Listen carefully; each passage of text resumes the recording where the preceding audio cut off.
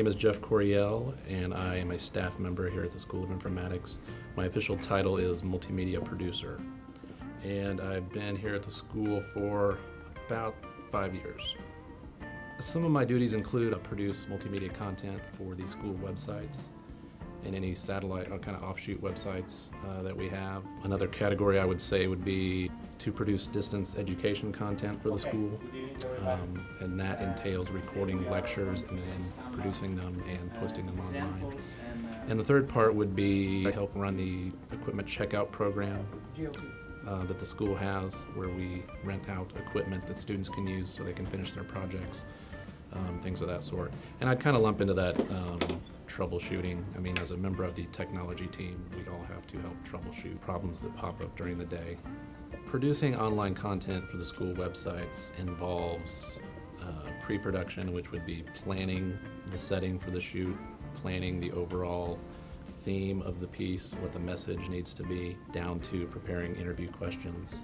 Actually going out on location if you're leaving the building, shooting the footage, shooting the interview, going around getting as much B-roll as you can get, and then coming back and editing, which would be post-production, putting on overlays for titles, identifying the people, and then distributing the piece, which means encoding it into any number of formats. That's kind of the workflow for just online content for the web page. Distance education is a bit different. We sit down with the faculty members at the beginning of the semester, finding out exactly what they need for their classes. We then go to every class, whether it be shooting the entire class, incorporating the slides if they have any, incorporating any other media they might have, and then again, encoding it to the correct formats so we can post it on the distance education website. And then troubleshooting comes in a little bit, making sure that everyone can view the finished product. The distance education part of learning is becoming so big. Not everyone wants to come to campus. A lot of these people obviously have full-time jobs. They can't come to campus. So it becomes a very, very big part, especially of the school's tuition, to be able to put these online. So obviously the technology is going to have a huge impact. As far as troubleshooting, I mean, part of my job duties is to be available on those on those items which you can't plan. You can't plan everything, obviously. So being there to support their multimedia needs, and multimedia is can be a broad term, but I mean sometimes it's useful that way.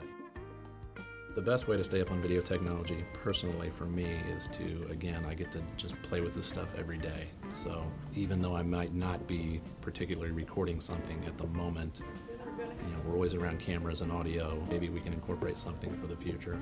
So just the experience of just playing with the gear, interacting with it, reading about it, actually getting your hands on it is probably the first thing. If you do that daily, you're going to learn about new things and stay up on stuff.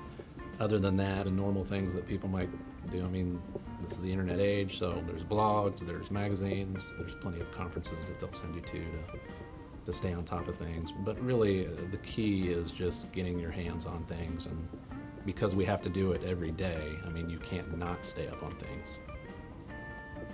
Editing is what I was kind of trained to do. I enjoy building the story, using the pieces and the B-roll and the sound and the graphics and kind of getting it all together.